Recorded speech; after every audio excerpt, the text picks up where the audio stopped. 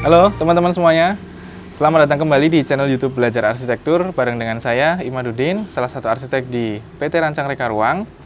Bagi teman-teman yang sudah sering bergabung maupun yang baru saja bergabung di channel ini, jangan lupa untuk tekan tombol subscribe-nya dan juga nyalakan lonceng notifikasi agar tidak ketinggalan update-update informasi maupun video-video seputar arsitektur dan juga interior dari kami. Nah, oke teman-teman, di video kita kali ini kita akan coba ngebahas tentang salah satu ruangan yang mungil di hunian khususnya yang biasa kita kenal dengan istilah powder room. Nah, dari teman-teman apakah ada yang sudah pernah mendengar istilah tersebut atau di rumahnya bahkan mungkin ada?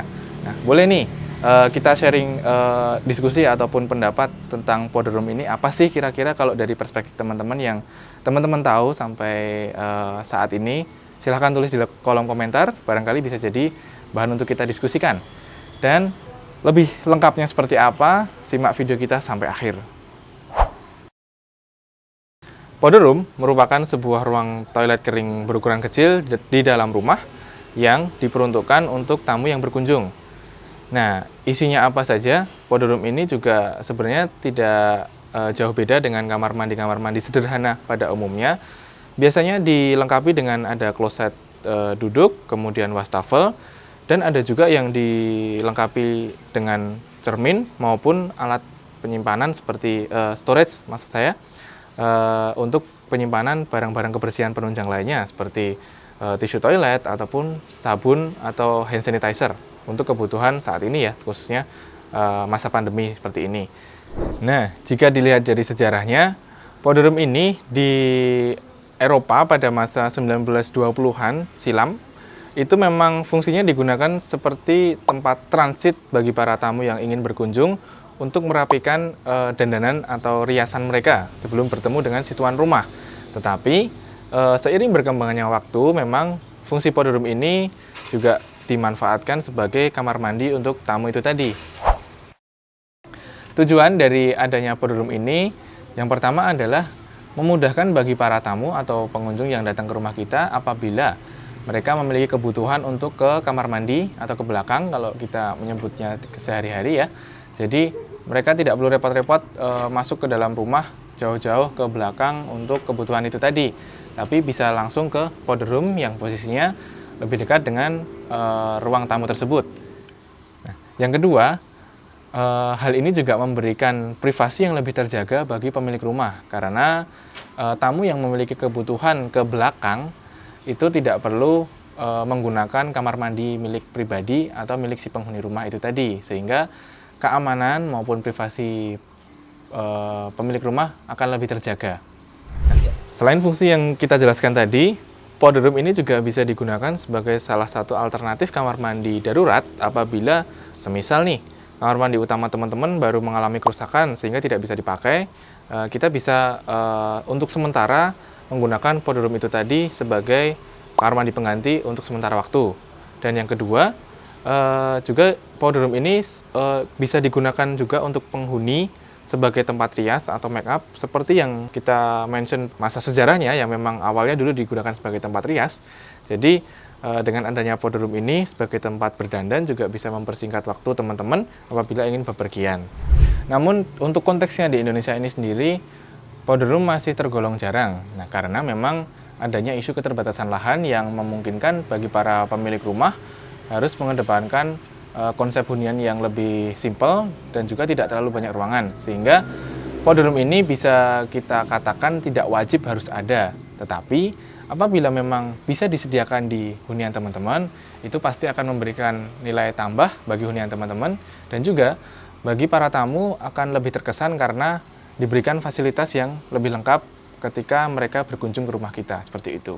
Nah, untuk desain dari powder room ini sebenarnya tidak ada keharusan harus menggunakan konsep seperti apa. Jadi teman-teman bisa bebas untuk menentukan konsep atau stylenya sesuai dengan kenyamanan teman-teman di rumah.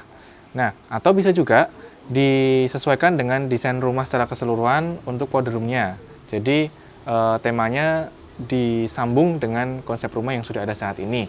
Nah, untuk memudahkan teman-teman nih, kita mau bagi-bagi referensi yang barangkali bisa jadi untuk inspirasi desain powder room bagi teman-teman di rumah. Nah, referensi yang pertama nih, teman-teman bisa menerapkan powder room dengan konsep minimalis. Ini cocok banget bagi teman-teman yang memang mungkin rumahnya sudah mengusung konsep minimalis sebelumnya. Jadi bisa dengan memadukan unsur-unsur warna monokrom seperti warna putih ataupun tidak terlalu banyak variasi warna, dan juga bisa dikombinasikan dengan sedikit material warm atau kayu misalnya untuk memberikan kesan yang tidak monoton. Dan untuk warna-warna putih ini sendiri sebenarnya juga membantu bagi teman-teman yang memiliki ruangan yang tidak terlalu besar, sehingga warna-warna yang cerah akan membantu memberikan efek yang lebih lega untuk ruangan itu tadi, seperti itu. Referensi yang kedua, kalau misalnya memang teman-teman punya budget lebih nih, bisa juga menerapkan konsep klasik atau gaya klasik, semisal ditampilkan beberapa ornamen-ornamen untuk membuat ruangan menjadi lebih elegan atau lebih sultan misalnya ya. Jadi bisa ditampilkan di area-area seperti frame cerminnya dengan ukiran-ukiran yang unik, kemudian motif daun pintunya, tapi juga disesuaikan dengan konsep rumah secara keseluruhan, apakah mau disambungkan atau memang dia utuh berdiri sebagai konsep sendiri yang memang digunakan untuk membangun impresi tersendiri bagi orang lain yang berkunjung. Dan juga silahkan teman-teman kreasikan sesuai anggaran yang ada.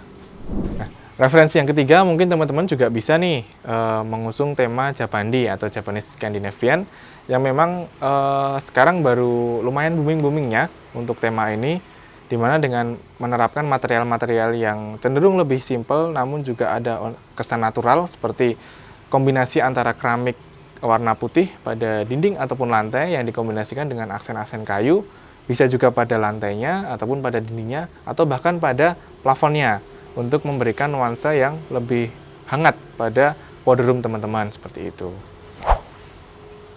Oke teman-teman, demikian tadi video kita tentang powder room. Semoga bisa menambah wawasan bagi teman-teman semua ataupun bisa menjadi inspirasi bagi teman-teman yang ingin menerapkan powder room di huniannya masing-masing. Apabila masih ada yang bingung soal materi kita kali ini, jangan ragu-ragu untuk menanyakan di kolom komentar, atau bisa juga tanya-tanya ke kita atau konsultasi melalui PT Rancang Reka Ruang ataupun nomor kontak yang sudah kita sediakan pada kontak deskripsi di bawah. Nah, demikian teman-teman, saya Imadudin. Untuk video kali ini saya izin untuk undur diri. Sampai ketemu di video kita berikutnya. Bye.